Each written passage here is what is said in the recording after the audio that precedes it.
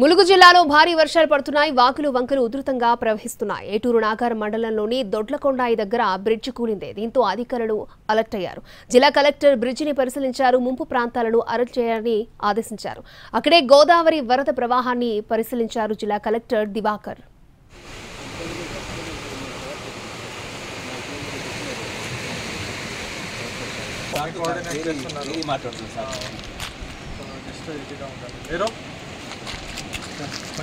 ఏం చేస్తున్నారు? నిన్న నుంచి కనబడకుండా అక్కడ తీసి తక్కువ మీదేం పోతుంది, అది కూడా ఇన్వర్టర్ కూడా పోతుంది. ఇటు ఖమ్మం జిల్లాలో ఎడతెరిపి లేకుండా భారీ వర్షాలు పడుతున్నాయి. దీంతో జనజీవనం పూర్తిగా స్తంభించింది. పెనుబల్లి మండలం విఎం బంజర్ బస్టాండ్లోకి వరద నీరు వచ్చి చేరింది.